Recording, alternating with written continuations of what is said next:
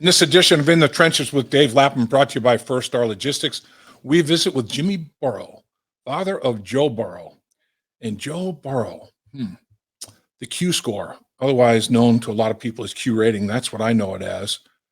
Nobody has a higher Q rating than Joe Burrow. I think worldwide, Joe Burrow has to be right at the top of the Q score, Q rating, whatever the case may be. This guy has just set the world on fire. Not only his play, but his whole demeanor, his whole personality, his whole approach. Joe Burrow's brand is off the charts. It's really amazing.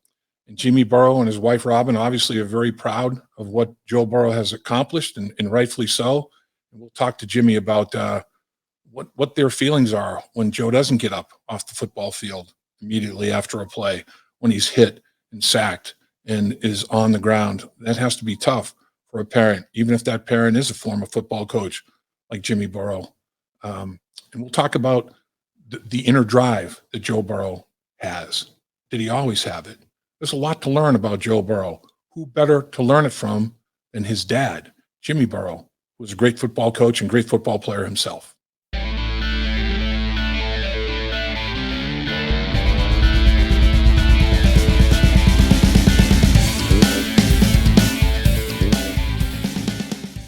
Welcome once again to In the Trenches with Dave Lapham, brought to you by First Star Logistics, coming from our outstanding studios here at First Star Logistics. And our special guest is the one and only, and very special, Jimmy Burrow.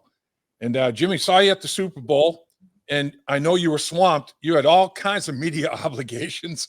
I think you said you had at least 10 every single day, didn't you? And has it slowed down now that the Super Bowl's over? Yeah, I'm not doing as many.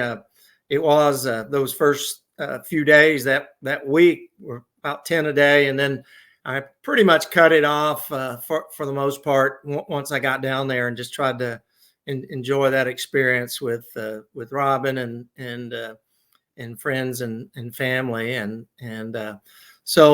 but it was fun. It was a great week and a lot of interest certainly about Joe and the Bengals, and we were excited to share some of those things.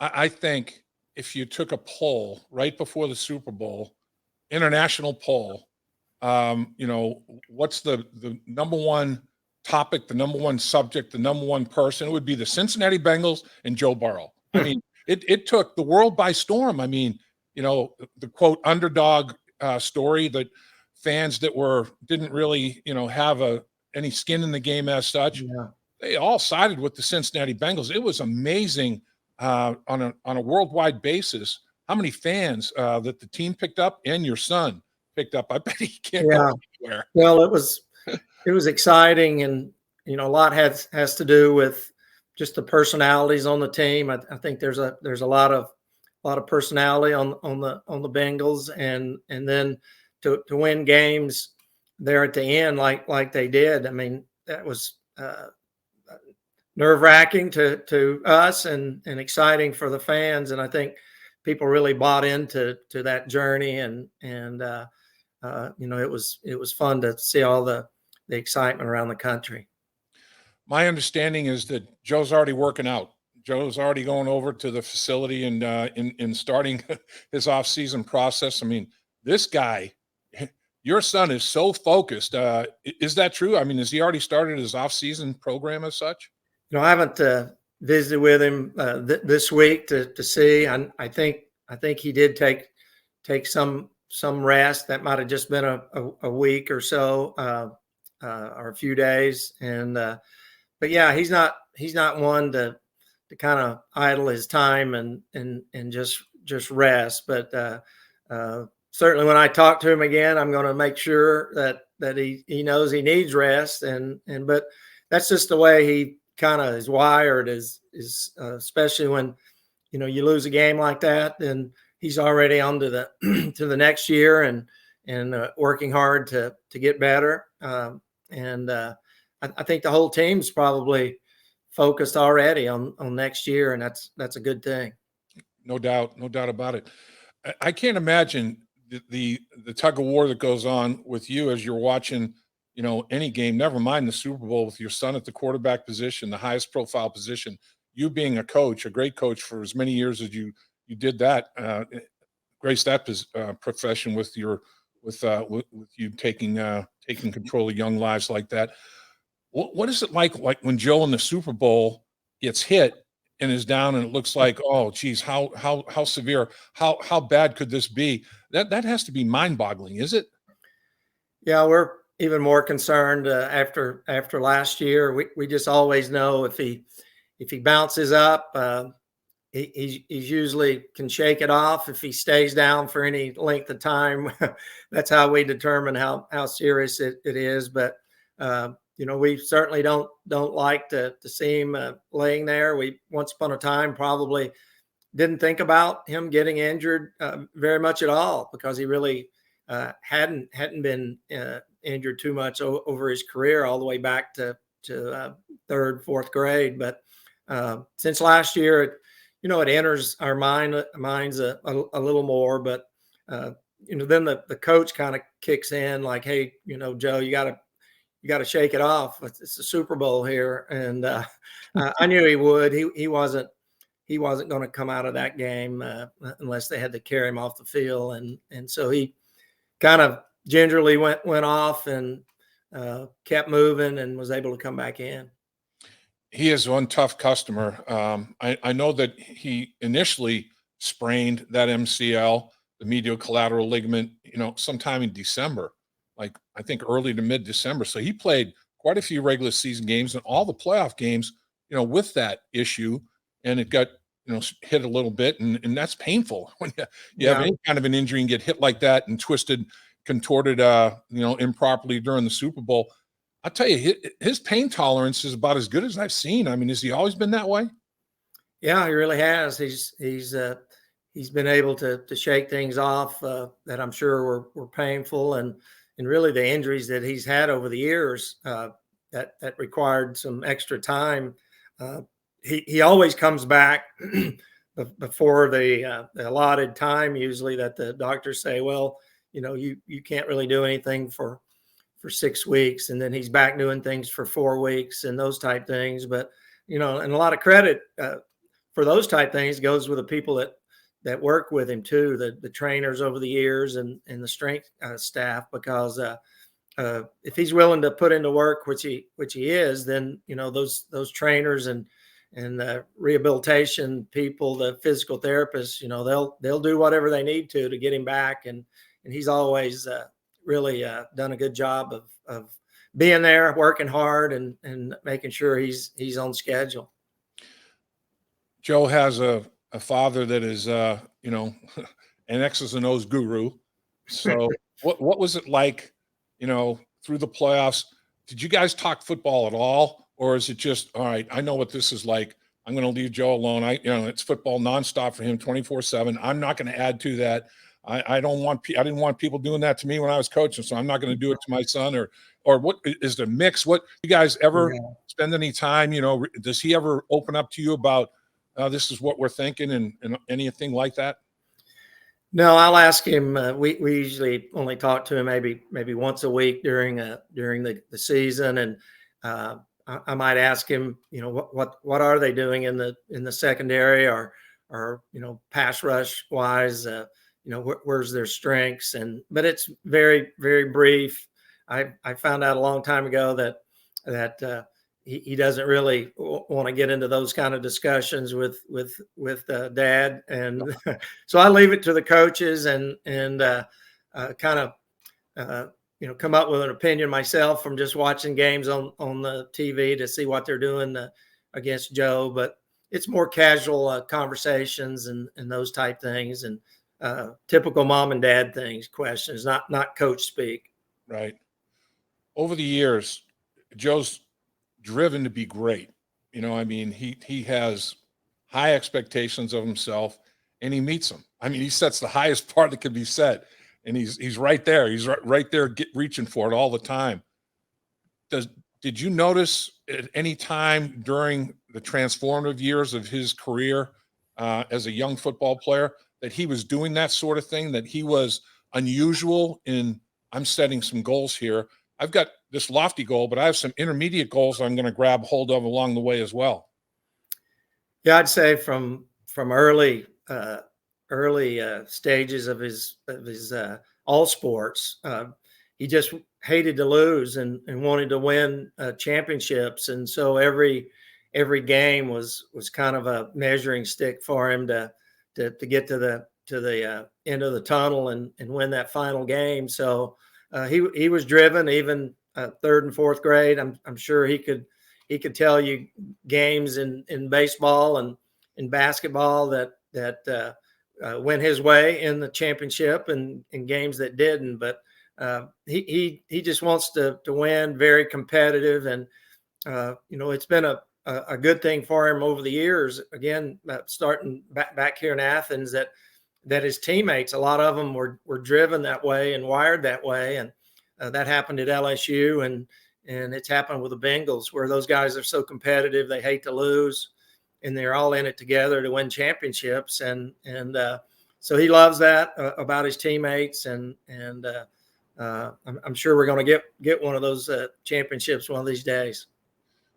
Is Joe the type that can appreciate the moment? I mean, obviously getting to the Super Bowl is a huge accomplishment. Losing it obviously is a major bummer. It's a downer. I've been there. I know what that feels like. It's the highest you've ever been professionally and lowest you've ever been professionally in the same day in your life. I mean, there's nothing professionally that can compare to that high and low. But does Joe have an appreciation for what it took to get there and everything he did to get there? Is he a guy that can reflect back and say, we didn't win the Super Bowl, but boy, along the way here, we did a lot of really good things?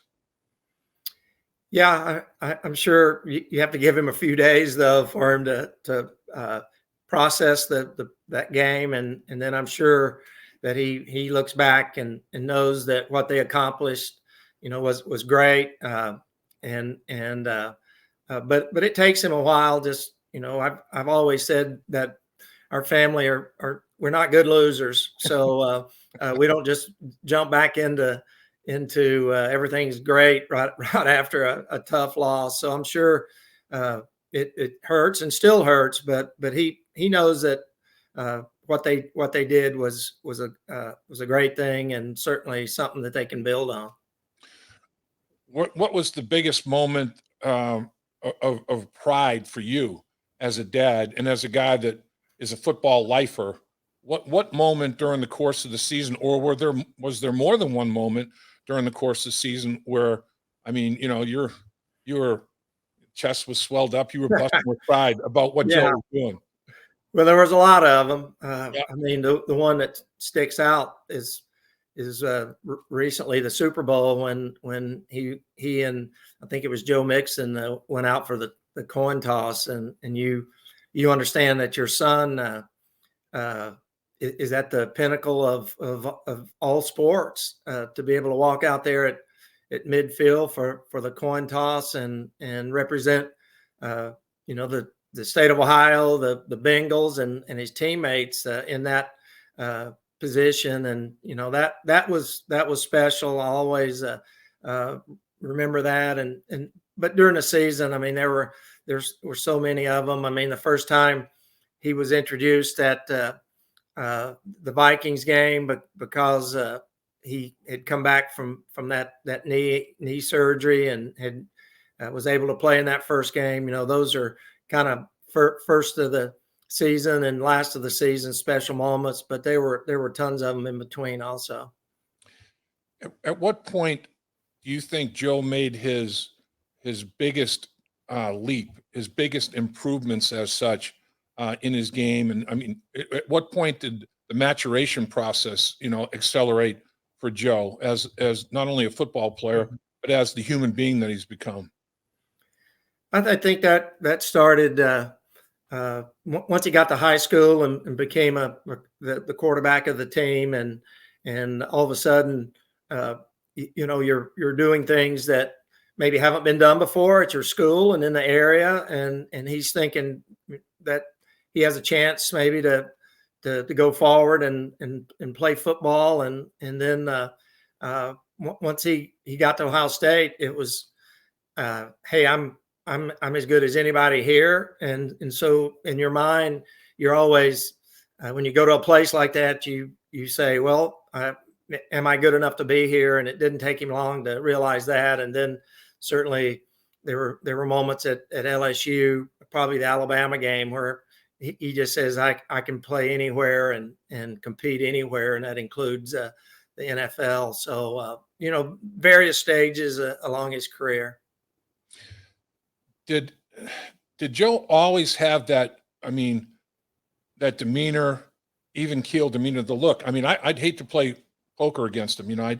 It's hard to determine what he's thinking, just based on his look and his body language, everything. He is so consistent, whether it's, something bad happened for his football team or a great thing happened for his football team. Was he always that way? Did he ever, show any big emotion one way or the other during his sports career? Was he always very poised, even keel, unflappable? Yeah, he was always pretty much even keeled and confident always, but that's kind of his personality, even off the field, and it carries over onto the field. I think the emotions are again when they win big games and he's able to celebrate with his teammates. But I think also many years ago he determined probably that as a quarterback and as a leader, you can't show those emotions because your teammates follow your lead. So if you're two down, maybe they get down, or if you're too high, maybe they're too high. And so he processes kind of, his behavior now affects his teammates. And that started a long time ago with him being a quarterback and a leader of the team. Did he ever, in conversation with you during the course of the season, say, you know what, Dad, I think this team's got a little something, we've got some potential here. Was there ever any point in your guys' interactions during the course of the season where Joe was like, man, this might be special? During camp, that's when he just said they were making big strides from the year before as an offense, and he specifically said the defense is so much better than it was, and that they thought they would be very competitive and had a chance to win the AFC North, and so that played out. But he was excited going into the season and optimistic that they were going to have a great year. It's funny. I look at the two football teams, and the LA Rams. I guess I don't know. They're Los Angeles, Hollywood, all that sort of thing. They've got some stars. They've got some 5 stars, I guess, to put it in high school recruits going to college. They've got some 5-star guys, and the Bengals do as well. But I think top to bottom, 1 to 53, I thought the Bengals had much more depth in their roster than the LA Rams did. The Stars made some plays for the LA Rams, but I think the Cincinnati Bengals roster, and it's going to be different. It's never the same at the professional level from one year to the next. There's already been some changes in the defensive coaching staff. They've had a retirement. Ricardo Allen decided to retire, in the secondary for the Cincinnati Bengals. So there are changes, obviously, but I really think from top to bottom, they're starting to put together a very, very solid roster. What's your take on that? Yeah, I if you went just position by position, they're not too many positions where you would say, hey, that's not good enough, if any, for that matter. I mean, we went toe to toe with the star-studded group of the Rams and had every opportunity to win that game. And I'm sure Zach and the coaches in the front office are always looking for ways to upgrade your team. You don't want to have any positions that downgrade, and that's probably half the battle.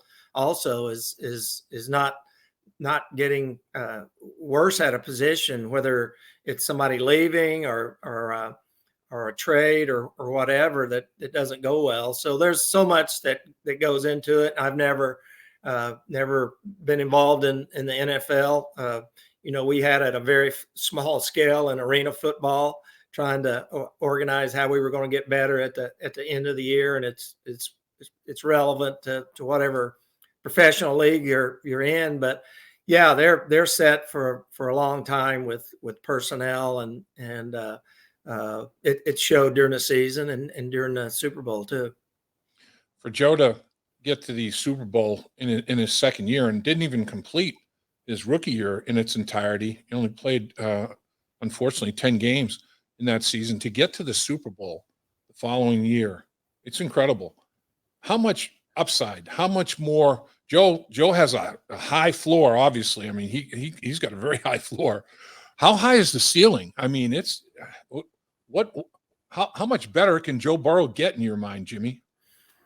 Well, he'll look at things that happened in the Super Bowl and throughout the season, and with the coaching staff, they'll identify weaknesses in the offense and in Joe's game, and he's always been very open to criticism and hey, you need to get better at this and that, and so there'll be a lot of things. Last year he set about to strengthen his arm, and he did that, and to as an offense to get better at the deep ball and explosive plays, and they did that. So he understands there's still he's only been in his second year. So you say, yeah, you got to the Super Bowl, but he would also tell you, and it is only my second year. So there's a lot of growth and maturity in him as a NFL quarterback that I'm sure is still going to happen, and that's a good thing. And the Bengals themselves as a unit, offensively and defensively, I'm sure they're looking at things now that they're saying, hey, we can get a lot better at this, and we're working hard already to identify those things and move forward. And as a former lineman, I mean, I know that I'm sure the offensive line is dealing with, man, I can't even really, look Joe in the eye and say anything but I'm sorry. I mean, honestly, the protection in the second half in particular just wasn't good enough. I mean, you can't let your quarterback get hit like that and get sacked like that. And so many things. I remember one play where Joe had to pump because a receiver on an option route shows the wrong option. And 99.9% of the time he chooses the right option. And it was there if the right option was chosen. And Joe had to pump it because of that, and then had to take a sack. And he got up and he bristled a little bit, but that was it. It was over at that point with Joe. But when he bristled, I'm like, oh, man. So when I saw the replay, I'm like, oh, I see what he was looking at here. And then at the last play, oh, my gosh, Jalen Ramsey falls down. Jamar Chase is wide open.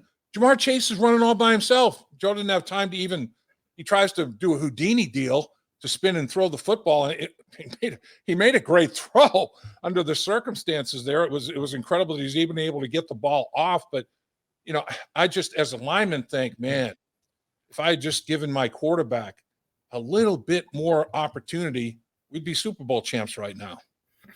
Well, every single guy on that team will look back and say, if I'd have done this on that particular play or that particular series. So certainly a team game. We had our opportunities on both sides of the ball, and you gotta learn from it. And Joe's never been one to be critical of a teammate on and off the field, because he knows he makes mistakes too that are tough to overcome at times. So he will be proud of how those guys competed in that game, and knows that everyone, including himself, could have done a better job at some point in that game and turn the tide. And that's when you listen to his post-game comments. I mean, man, you got to love Joe Burrow as a teammate. I mean, he never says the wrong thing. I mean, everything he always ends up processing properly, even in a short time frame, and coming out with something that's just like, oh man, it couldn't be said any better. And the way he talked about, learn from this, going to carry this with us the rest of our careers, and we need to improve on things we need to. It just the whole message was so spot on.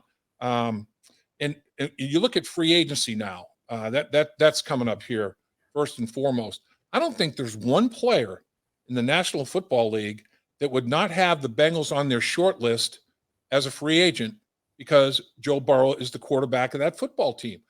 It starts there. I mean, the coaches, obviously the coach and the culture, the environment, all that's critically important. But man, Joe Burrow, he has made them prime time in terms of free agent possibility. Well, I'm sure it's an attractive place to play right now. They were just in the Super Bowl. They got a lot of young talent. The culture seems to be great. A lot of character in that locker room. So certainly a lot of pluses for being a Cincinnati Bengal right now. But Dave, in professional football, it is a business. So it still requires how much are you going to pay me? And that's never going to change. And so between the free agents and their advisors, agents, they're looking at it each place as that all adds up and it's important, but the bottom line is still money also. That's very true. It's your profession, and that's the first and foremost. But from a tiebreaker standpoint, I'll take Joe Burrow as my tiebreaker, man. If I'm competing with another organization and it's kind of the deals are fairly equal, or even if it's a little bit less, right? The fact that you get a chance to play with a guy that is on the early stages of a magnificent career, and you can be part of that ride, man, that would be awfully tempting. And I think that played out last year, even with those defensive free agents that they signed, and Riley Reef at offensive tackle.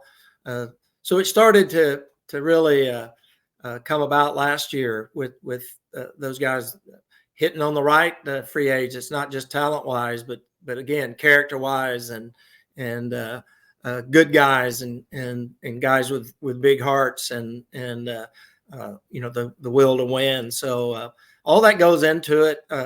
There's certain free agents out there that everybody has ranked 1, 2, and 3, but you gotta look deep down inside their careers and their personalities to see if that fits for the Bengals. It's as the old saying goes, some players and people handle adversity better than they handle success. Some guys, can work and handle losing and move on, but some guys, I mean, they just it's tougher for them to handle success. They don't to maintain that level of success. And Joe he's built and bred for that, man. I mean, this guy, the way he handled it after the Super Bowl and everything that led up to the Super Bowl, he's already handled success. He's already won a national championship. He's already won a Heisman Trophy. He already was the first pick of the draft. He's already gone to the Super Bowl. I mean, this guy knows how to handle success, and he can be, a beacon to his teammates in terms of follow me. I'll show you how to handle this success. We go back to work, man. I mean, he's the quarterback, and the quarterbacks usually are number one as far as leadership goes on a football team for the most part. And they're good leaders and some not so good. And Joe's always shown a tendency to be a good leader. But again, he'd be the first to tell you that there's so many quality leaders on that football team. I mean, you could go down the roster offensively and defensively and name all the guys that are with Joe in that leadership role, and that's important. You can't just have one. You need a lot, and the Bengals have a lot right now, and that's how you consistently win. You consistently get back in the playoffs and win championships down the road, is to have great leadership, not only from your quarterback, but from guys on both sides of the ball along with the quarterback. Yeah, there's no doubt, because like you said, Jimmy, I mean, in the National Football League, and Joe said it right away. When he was asked, what are your goals? Oh, we got to win our division. And then we make the playoffs. Winning the division, the AFC North, I think top to bottom, 1-53. Cleveland Browns have as much talent as anybody. They had a quarterback that was battling injury last year and battling some other things, and that was their big issue. Baltimore Ravens, they had like 10 or 11 starters on injured reserve, including their quarterback at the end of the year. Pittsburgh Steelers are looking for a quarterback, but they've got a running back and they've got a defense. And this division is, I think, top to bottom, as good as there is in the National Football League. So Joe's exactly right. Your first goal, man, is you got to make noise in the AFC North. That's the first step.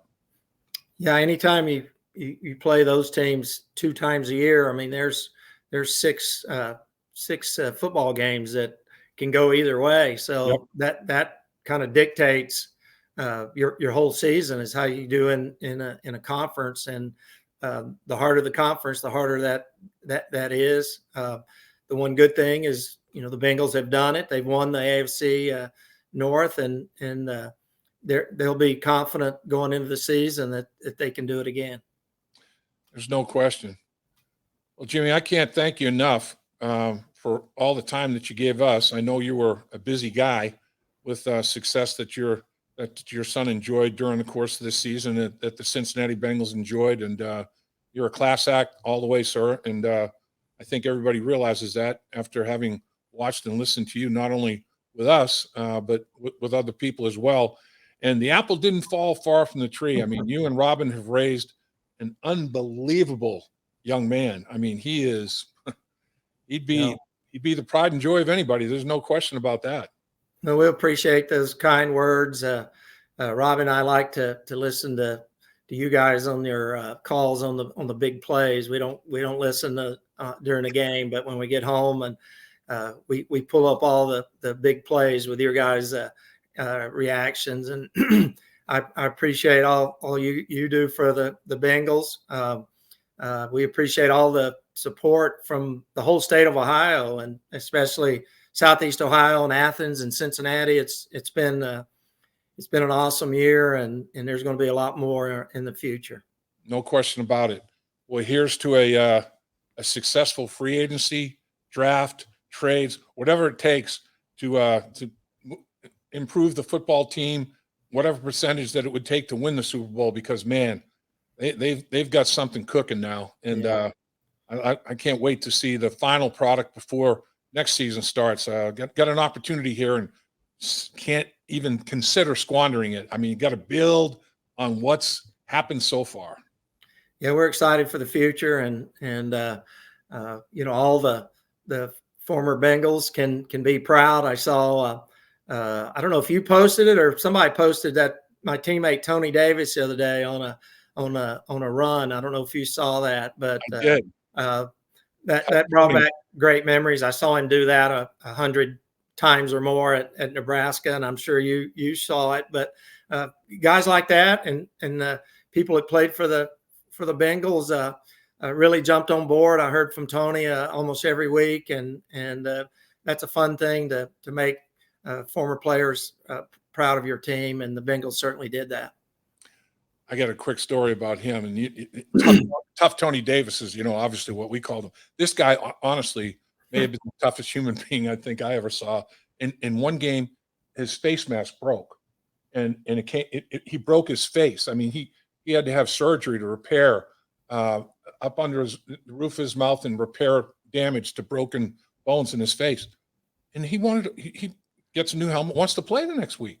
Doc's like, no. And he's like, I'm good. And he puts a helmet on. He starts like butting people and stuff. Just a few days after surgery, it's like, come on, Tony, take it easy, my man. I mean, 2 black eyes, just all swollen. And he wants to go out there and play football.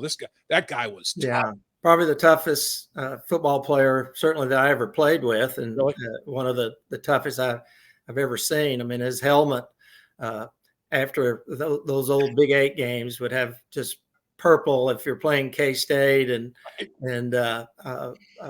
red if you're playing Oklahoma. I mean, it was scary to see his helmet after a game and at the end of a season. But he also wouldn't brush his teeth before a game. He said he wanted to for the defenders in the piles to to be able to smell his breath. And he was tough and nasty, but those are great teammates, and he had a great career and is one of the all-time greats for Nebraska also.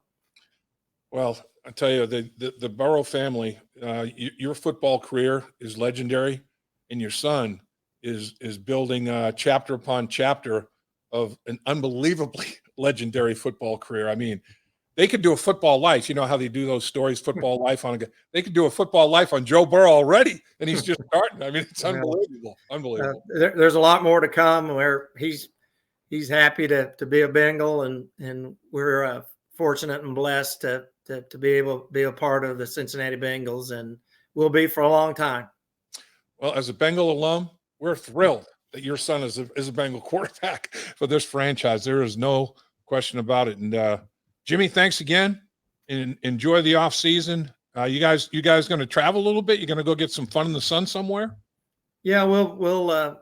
My wife has a spring break, and she continues to work as a elementary school principal, and then she gets a month or so off during the summer. So we have some things planned, and it really usually all revolves around football. But since I'm not coaching and Joe's in the off season, that helps us organize some things that maybe once upon a time we couldn't do. But I'm sure we'll always be excited, looking forward to the football season. I just told her the other day, I think with it now being end of February, the first game is only seven months away, which is crazy. But we already missed the game, so we're looking forward to it.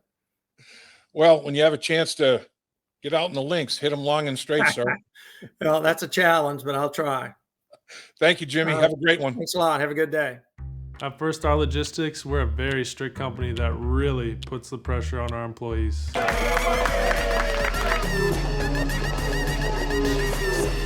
Brakes? What are those? That's what I'm talking about, Icky. Get the body right, then the mind's right. Got to get that body right. That's right. Yes, sir. Become a star with a chance to earn the highest commission percentages in the industry as a freight broker agent. Check out firststarlogistics.com.